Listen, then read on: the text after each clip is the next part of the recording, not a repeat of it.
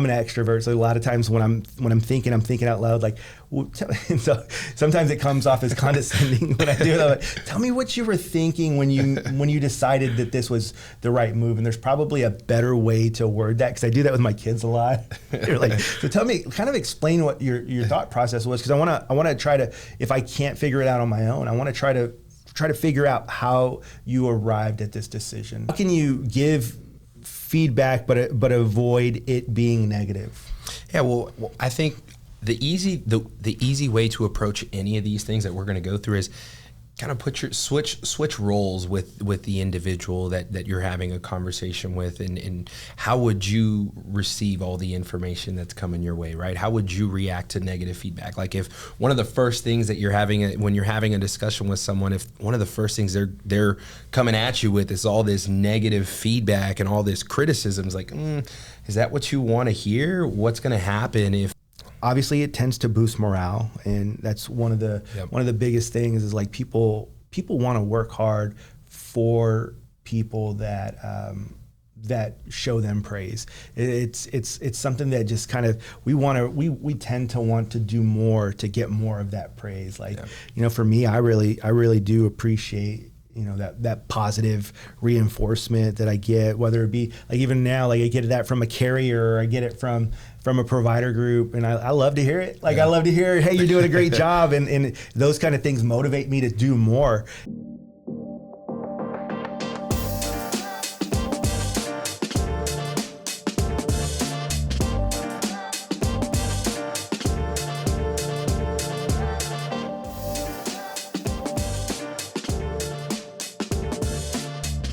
Hey everybody, welcome back to Medicare Agent IQ. I am Raul Gonzalez. And I'm Oscar Ibieta. And we're gonna do something a little different than we normally do. Obviously, what we normally do is we spend a lot of time talking about Medicare, right? About how to sell Advantage plans, how to really focus on our craft. But today we're gonna do a little bit of time kind of focusing on some other super important things that will help you in your sales journey, but will just kind of help you in life. And so one of the things we're going to be talking about we're going to talk a little bit about EQ. And so Oscar, would you give the explanation, or the definition of EQ? Yeah, EQ, or emotional quotient, also referred to as emotional intelligence, is the ability to understand, use, and manage your own emotions in a positive ways to relieve stress, communicate effectively, empathize with others, overcome challenges, and diffuse conflict. Yeah, so there's a lot of ways to approach that, and I would say, like, a lot of times when I am operating at my highest level, my highest EQ level, I'm do pretty great, and I'm great with people when I do that. Would you say? Yeah, and it's something that we recently started to, or at least I've started to pay a lot more attention to over the last couple of years, and it's been over the last couple of years where I've seen the most amount of growth, again, not only in my work life, but just kind of all around. I feel like it's just improved. I've been able to improve as an individual, and it just has a lot of great positive impacts on my life overall. Yeah, and I think that a lot of times what we do also in the business that we're in, we observe when people are not operating with EQ. And as a leader, it's something that I believe is super important. But obviously, it's important for insurance agents to operate at their highest EQ. It just overall, I think that's kind of the the judgment that we have on other people now, right? Like the person flew off the handle, flew off the lid, flew off the handle. Yeah. I think that's it. I'm putting a couple together, but yeah, either way, someone who's losing their temper. But it's also super important, because this business, we're in sales, and we all know that sales it can cycle. There are ups and there are downs, yep. and if you're in a cycle, in a part of your sales journey where things are down, we can tend to be, a little bit more on edge, or we might have just a shorter fuse, or when things are great, some things may not bother us as much as they might when things are not going our way in the sales world. And so it can lead to frustrations when you're dealing with individuals, when you're dealing with prospects, when you're dealing with leads, or whenever you're working, events out in the community. And so you want to make sure that you're able to operate at the highest level, even if things are not going your way. Right. Yeah, I think one of the things that we're gonna do to go through this, because it's something that there's a few episodes I would want to do here. So what we'll probably do is this week we're going to do a little bit on EQ. Next week we're going to go back to Medicare. Then the next week we're going to go back to EQ and just kind of mix this in, and so that way we can really spend some time helping to develop people. And so some of the principles that we're going to talk about are found in the book How to Win Friends and Influence People. I share this story a lot of times. It's a book that really has changed my life, and when I say changed my life, I mean it's changed the trajectory of my life, and that's a big deal to me. And let me kind of explain why. So, I'm kind of take myself back and just really the way that I grew up. Like, I grew up and I appreciated being like the person that was outspoken, that person that was kind of like I think my dad is like that too. And we liked Greg Popovich, and like the way that he talked to people, just people who say whatever's on their mind. And at the time, in my 20s and in my teens, I thought that was really cool. I thought that was the way to be. And my boss over, I think it was at Humana, recommended that I read the book How to Win Friends and Influence People, and they bought it for me. And I'm like, well, if that's not telling you something, maybe take a hint. And so I started reading it, and the principles in the book started making a lot of sense to me. And so I always talk about how some people, like Oscar, just kind of naturally are good with people, or naturally understand that. I used to have this attitude that was, if I want you to like me, you will. Otherwise, I don't care. And then I would kind of like talk to people anyway. I'd be very politically argumentative, and just overall just wasn't great with people, and almost intentionally. And so after reading this book, some of the things come natural to someone like Oscar.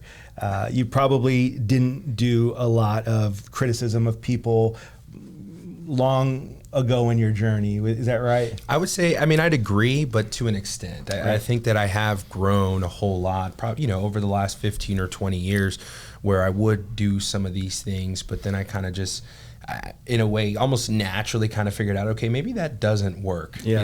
This isn't a great plan that I'm doing here, so maybe I'll get away from doing some of these things. Yeah, I was talking about you want to be humbled. Go and read your Facebook messages from like a decade 15 ago. years ago, yeah.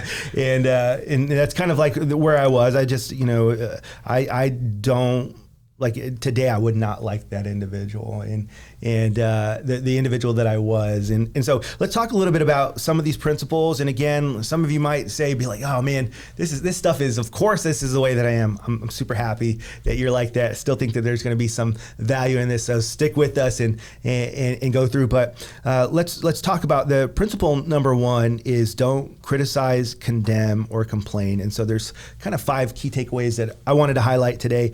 Number one is avoid negative feedback. Criticism demoralizes and demotivates people. And then the second one is empathize. Understand the reasons behind others' actions before reacting. Number 3 is focus on positive reinforcement. If you've got to give some feedback, and we call it feedback, not criticism, then we're going to highlight what's right rather than what's wrong. And number 4 would be constructive feedback. So when you do that, how can we do better, right? And we're going to spend some more time on these. And then number 5 is build relationships. Criticism can damage those relationships, so you have to choose encouragement instead. So let's talk about that first one, avoid negative feedback. Just kind of thinking, like, how can you give feedback but avoid it being negative?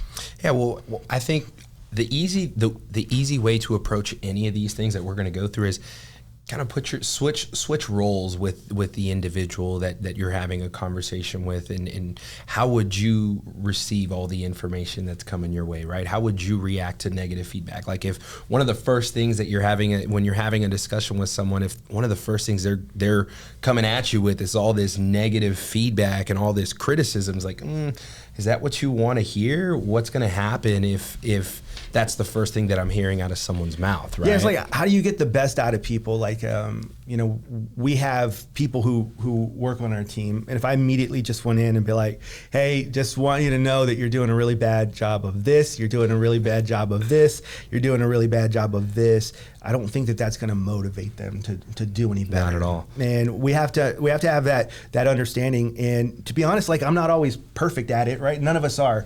And I just know that I'm striving to be better at this and better. But just keep that in mind, just as if you're going to have to give feedback to someone, whether it be someone that's working for you, man, your spouse, your kids. If it's all negative, if you're just throwing out like, hey, look, you're just doing a really bad job of this, and I just want you to know that, it's not going to inspire anyone to do any better. Because I think naturally people start getting on the defense, right? Like, in their head, they're starting to justify why they are doing a good job instead of, when it comes in, because automatically if you come in with negative energy and negative feedback, it is going to make me say like, no, I'm not doing as bad as you think I'm doing. And so that's definitely never a way to approach it. The next one is empathize, right? So the big part is, you mentioned about putting yourself in the other person's shoes, which is really what empathy is. But to the next point, why did they do the thing that they do? Like, how, like, in sometimes I'm an extrovert, so a lot of times when I'm thinking out loud, like, and so sometimes it comes off as condescending when I do it. I'm like, tell me what you were thinking when you decided that this was the right move. And there's probably a better way to word that, because I do that with my kids a lot. They're like, so tell me, kind of explain what your thought process was, because I want to try to, if I can't figure it out on my own, I want to try to figure out how you arrived at this decision. I've probably done that to you too, right? Yeah, because it's important, right? If you're quick to criticize whatever decision it is that they made, rather than diving a little bit deeper and saying, okay, well, how did we get here, right? What are the reasons? Well, what are the thoughts that went into this that led you to making this decision? And then dissecting it, diving a little bit deeper, and then maybe offering some feedback as to, okay, well, this is, you told me that these are the three things that kind of came to your mind as you made this decision. But I think, that first thought that came to your mind, if you'd have thought of it this way or a little bit differently, then your next action would have been different, and it might have led to a different outcome. Yeah, and that's more of the feedback. But absolutely, if we can get to a point where we can understand why they made the decision, then it's not like you're just dumb. like 'cause that's what it feels like too. Like when you come at me with this energy, like I'm not dumb. Like I had like in my mind, this all made sense, right? And so that's kind of, I want to flip it around and be like, somehow in their mind this made sense, and I don't want to come off as like someone who's judging or someone who's just out to get them. I want to understand where they were coming from, and then I think focus on positive reinforcement is the next, and highlight what's right rather than what's wrong. So when we do start getting into this conversation, a lot of times I love that you've done such and such. I love that you have, I love where we're going. I think the direction is very much what I'm looking at, what I'm looking for, and that's a short one, right? And then we can jump into, here's what I might have done different, right? On the constructive feedback, here's what I might have done different. And I think that where we can say, where we can be constructive is we kind of come up with this could have, maybe you could have tried this. Maybe you could try that, instead of it just being like, well, this was wrong. Right. Like maybe we can try this in a different way. And so I think that would go a really long way. Making some suggestions as to maybe they said it one particular way, and it's like, okay, look, there are different ways to say the same thing. Maybe we say it a different way, and it just comes off a little bit better. It may not come off as harsh, but also tying that in the feedback with the positive reinforcement. I think that's super important. If we spend our time just criticizing, and even if we spend all of our time giving the constructive feedback, like, on the receiving end, it's always nice to get, a breath of fresh air and tell me what it is that I did good in all of this. I don't just want to hear everything that I did bad. Yeah, and I think that's one on the building. The next one was with building relationships, right? Because like here's where, and I'm guilty of it myself. Like here's one suggestion that I would always make when you have to have these difficult conversations. Sometimes the situation doesn't present itself and you start doing it via text message. And honestly, I'm guilty of this because sometimes I'm just so busy with a lot of other things. I end up sending it. And when you send negative feedback via text message or any kind of feedback, it's going to be perceived as negative. And I got to do a better job of that myself because anything that you say, for some reason, I think, unless you're like this like super positive person, where like you're going to probably be like, gosh, what a jerk. and then sometimes, and I've done this where I'll have a conversation with one of my employees and I'm like, oh my gosh. Like they're like, well, it sounded like you were really bothered by what I said. I was like, no, not at all. Like I just, and sometimes I'm a little bit, matter of fact in my texts. But in reality, I know that the way that I communicate in person would be so much more like what we're talking about. Yeah. So I think that we have to kind of keep that in mind if we do. I think a wise thing to do, and just kind of even a reminder to myself, like, yeah, probably need to remember. And I think I've done it with you. Yeah, I was just thinking, I was like, I'm over here smiling because I think about a while back, you and I had gone to go play golf, and you had you texted me something about what I had done that particular day, and I was I was very quick to just, I don't know if I defended myself or maybe I just said something back to you, and you're like, no, I think you called me shortly after, like, that's not how I meant it. What I was trying to say was this, but again, the way that it came through via text message, I looked at it a little bit different than what you actually meant to say. Yeah, I feel like we're in a dangerous time right now. One, people are more sensitive than ever, right? Like, so stuff that you could say 15 years ago, can't really say anymore. Right. Everyone's sensitive. And it's funny because like when we first started working together, this was like 10 years ago, and I used to always make okay, you're a millennial, like I know you guys are sensitive, blah, blah, those types of jokes. Just, that was I don't know do people even still talk like that? No, everyone's going at the next generation. Like, but people used to do that. But we have to keep in mind, like, if our goal is to build relationships and to do a good job of that, I think we have to keep those things in mind. And like I tend to, when I write out a text, I put the information. I'm not even always like, and I try to do better. And it's something like, I don't even always say like good morning or hey, how are you? I just send the text. I'm like, hey man, were you able to get such and such done after all? Because I didn't see it yet. And then it just comes back as negative feedback instead of if we would have talked, it would have been a lot better, like you said that day, right? And I kind of like, usually if I send a text and it's received wrong, I'm definitely picking up the phone and helping to explain it. And usually with a lot of these things in mind, I'm like, first of all, man, you do a great job. And so that's, this is not an attack on you or anything like that. So I tend to do that. So build relationships. And I think that was the last of that. And way to do that is just, if everyone has the understanding, like, look, I'm just trying to accomplish do the best possible things, then we can all get into a place where, and one thing I always tell people also, and this is just like, you have to know me, you have to understand that I would never try to hurt our relationship, right? I'm never going to intentionally, bring you down. That's not my style. And so I remember one day, one of our employees, I shared something and she was really offended. Like, wow, I can't believe you would say that. And of course it was via text on a Saturday, and I was in the middle of like probably changing a diaper or something.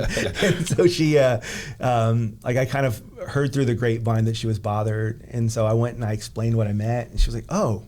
And I was like, man, just like, if you could, like, just give me grace here and just know that my heart is never in the wrong place. It really isn't. My goal is for like unity and for like everyone to feel important and accepted. So if I like to all my employees, I'm like, man, if you ever feel that something's coming in negative, please do your best to give me grace and just assume like read it in your head in the best possible way. Like, hey, did you happen to get those reports? And like read it that way in your head. So that's a great way to kind of build relationships. Let's on to the next one. Principle number 2, give honest and sincere appreciation. I mispronounced that. Appreciation. Struggling to talk. Okay. So here's the kind of 5 takeaways on that, and we'll go through them again kind of the same way. Number 1, acknowledge efforts. Recognize and appreciate the efforts people put into their work. 2, be genuine in that, right? Ensure your appreciation is heartfelt and not just flattery. And then specific praise. You got to highlight specific actions or qualities that you appreciate. And then boost morale. Sincere appreciation can significantly boost morale and motivation. And then create positivity. Regular appreciation fosters a positive and supportive environment. So let's talk about acknowledging effort. So like regardless of whether or not the result was what you were looking for, you can acknowledge that they made that effort, right? Like you can say, man, like I know you really, I feel like you went above and beyond. Unless they didn't. Right. But I can feel your effort. I can feel we just didn't arrive where I was hoping that we would arrive. But man, I really appreciate all your hard work that you put into this. And a lot of times, if you've got the right people in place, if you're dealing with the right, and again, these situations can be to your kids, to your spouse, to anyone that there's kind of expectations.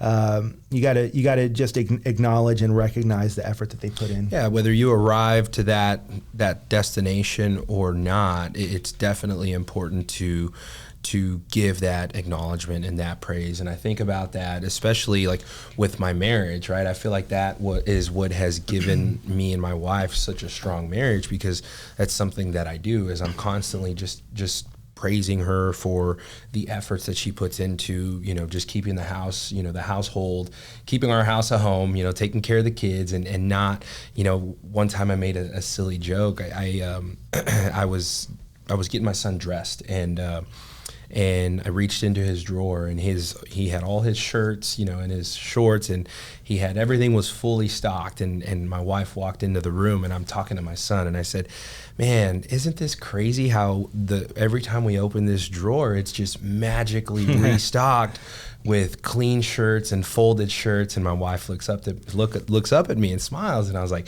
and I just said, hey, thank you for doing this. Like, I really appreciate you doing this. And I could have easily just not said anything, left it alone, just kind of gone about my business and gotten him dressed. Right. But instead, I took the opportunity to acknowledge her for everything, everything that she's doing for us, for our family, and I appreciate it. Yeah, man, and like you mentioned it right there, is being genuine in that, right? Like you very clearly in that affirmation and that appreciation showed it was genuine, right? It was like, hey man, I really, really appreciate such and such. And that's if we can get to that point where we can find the spots that we really appreciate in the people and whoever we're dealing with, we're going to be able to communicate that and be genuine in that.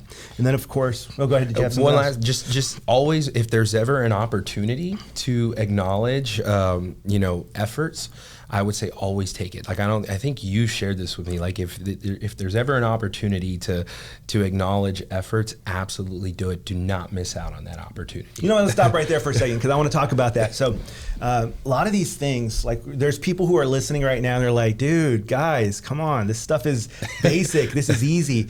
It might be that you're a words of affirmation person. So there's a book called The 5 Love Languages. And so there's some people that gifts motivate them or bring them joy, but words of affirmation, some people that's their thing. And I will say that for me, I think words of affirmation, I always tell people I'm like a Labrador retriever. And they just love that positive attention. I just want someone to scratch my belly and tell me I'm awesome. And there's some people that this comes more naturally to. And so I would tell you that if it does come natural to you, that's awesome. That's great. But if it doesn't, this is something that in life, will probably make you happier is if you can find ways to genuinely show appreciation, find ways to genuinely praise other people. It's going to make your own life a lot happier, because people tend to react when they get positive feedback. People tend to do, I used to at church, I can't remember, I think our pastor was saying one time, like we celebrate what we want repeated, right? People love when, and they're going to repeat and do more when they're receiving that positive feedback. They're receiving it. So I think that's always a really good thing. But let's talk about be specific with that praise, right? Not just people don't want to hear oh, just great job. Man, tell me what I did great.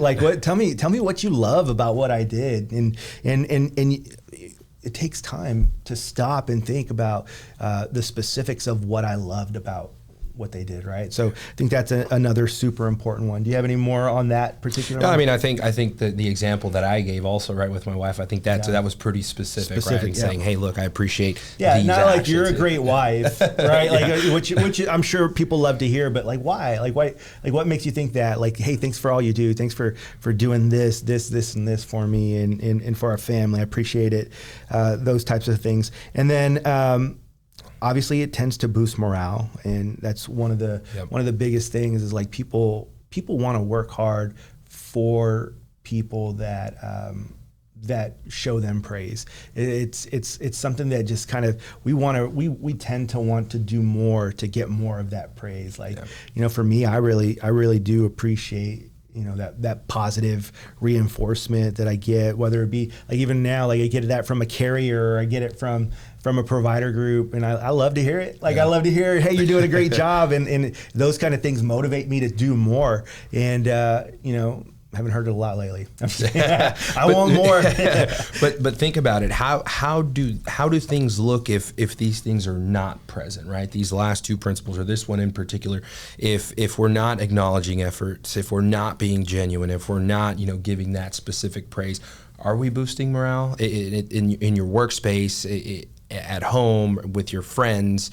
If you're not doing these things, you could run the risk of having an opposite reaction, and maybe your workplace is not a positive place to be. Maybe you don't like being at work. Maybe your home or whatever, however your relationships are with your friends, if all these things are not present, your relationships could look a lot different. And that's why it's so important to really break these things down. And that's why we're doing this, is to break this down and just kind of reiterate some of these principles and say, look, you may be good at some of these things, but get out there and keep doing them, and encourage others to do these things as well. Yeah, love it. Let's go on to the principle number 3: arouse in the other person an eager want.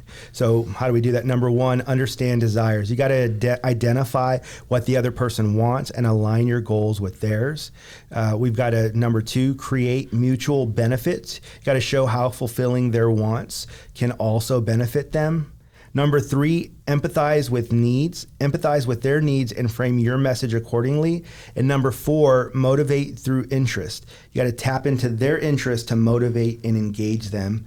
And then number 5, inspire action. Use these desires to inspire action and cooperation. I think this is a big one. So understand desires.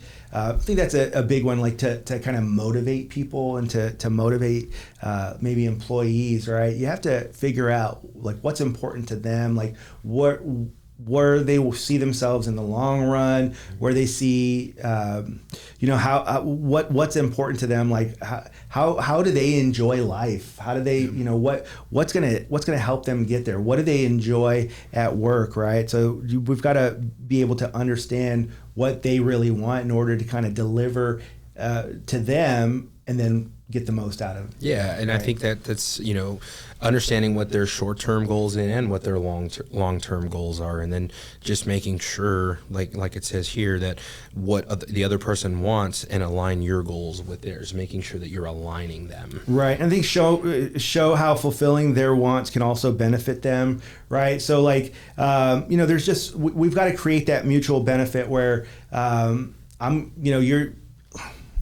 was thinking about how, did you ever watch that show Mad Men? I didn't. There's like, it's not a show I recommend. I think we ended up watching it, and I stopped watching it halfway through, and my wife finished watching it, but I was like, nah, this isn't for me, because like, here we go, soapbox, right? But like the whole time they're like, it's these businessmen who like take advantage of people, take advantage of women. But one of the parts that was really like that really stood out to me, there was this point where this employee, and of course this is a different time than we are in today, but she comes up to him and she was like, you don't give me credit for anything here. Like, I've come up with ideas and you don't give me credit for my ideas and this and that.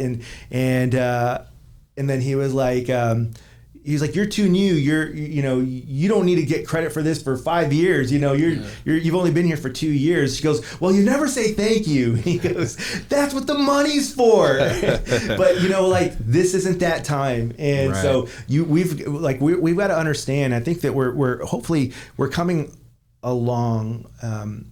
When you work for a big corporation, people, like nowadays, there's this like I feel like inauthentic, like we care about you, but in reality, it's not really always there. But I think that as a leader, you can genuinely care about people, kind of in this way, right? We're not just looking like, okay, look, the mutual benefit of doing a great job is that you're like, I have an employee that does a lot of our social media, does a lot of, and I'm like, man, one day I hope that like I hope you learn enough here to where one day you could go and maybe do your own thing, start your own, and where you don't have a boss to answer to, and kind of tell her that. I don't know if that, we've had conversations, but like, I'm like, man, I want to help you to get wherever it is in life that you want to go, and in the meantime, let's work together and do some great things together, right? And so that's kind of how we do that, and I think that we can, again, motivate through interest is the next one. Just kind of, tell me that that's not motivating to her, right? Like, this idea is like, man, I'm going to learn as much as I can, do as well as I can, and then one day I can go do this on my own and not have to get up and go into a job every single day. So, and I think we can also inspire action by doing that, right? We use those desires, those long-term things, just like I said, like this individual, I know she's working harder, learning more, and not just thinking about this during business hours. She's focused on like, how can I learn more, because ultimately she's working hopefully for herself in a few years. And it's beneficial. It's a win-win, right? For the company, right, and also for her, because she is learning, she's growing, and who knows, maybe one day she will go on to do her thing. Yeah, like I want to see people, I want to see everybody like living the life that they want to live in the future, and that's kind of a goal of mine. So, but that's about all the time that we have for today. Just really want to just be a place where agents can come and grow and learn. And so we hope you found this podcast to be beneficial. Do me a favor, if you do like this, obviously it's different than what you're normally listening to, reach out to us, let us know, and we'll continue to do it. So until then, thank you so much, and we'll see you guys next week.